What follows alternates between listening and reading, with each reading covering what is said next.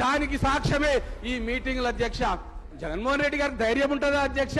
కృష్ణానదిలో Rayalaseema lift irrigation చేసి 9 టీఎంసీలు తీసుకుపోయే ధైర్యం ఉన్న మోగారు అసలు జగన్మోహన్ రెడ్డి గారు.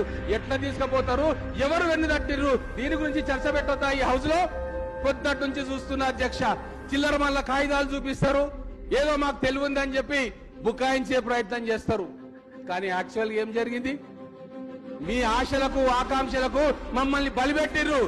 ఫ్లోరైడ్ అని చెప్పి నల్లగొండ జిల్లా ప్రజలను మభ్యపెట్టిర్రు, ఖమ్మం జిల్లా ప్రజలను మభ్యపెట్టిర్రు, మా పాలమూరు జిల్లాను మభ్యపెట్టిర్రు.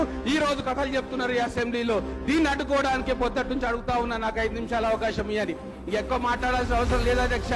ఒక వ్యక్తి తను రాజకీయంగా ఎదగడం కోసం ఆ రోజు తెలంగాణ బిడ్డలను బలిపెడితే మళ్ళీ ముఖ్యమంత్రి అయిన తర్వాత తను ప్రధానమంత్రి కావాలి, దేశంలో చక్రం తిప్పాలని చెప్పి గుణాత్మకమైన మార్పు కావాలి, అది కావాలి, ఇది కావాలి, గోదావరిలోకి నీళ్లు పోతున్నాయి, 70,000 టీఎంసీలు పోతున్నాయి, నేను మొనగాన్ని బయలుదేరి ఆప్త ప్రాజెక్టులు కడతా అని చెప్పి కేవలం 30-40 ఎంపీ సీట్లను గెలవడానికి మా పాలమూరు ప్రజలను, మా కృష్ణానది నీళ్లను తాకట్టు పెట్టి ఈరోజు అడ్డంగా దొరికిపోయి న్యాయ విచారణలో శిక్ష పడతాదని చెప్పి ఈ ఎల్ఓపీల ఆ సీట్లో కూడా కూర్చోవడానికి మా రేవంత్ రెడ్డి గారి కళ్ళల్లో కళ్ళు పెట్టి చూసే ధైర్యం లేక ఇంట్లో దాక్కున్న విషయం ఈ రోజు తెలంగాణ ప్రజలు గమనించారు.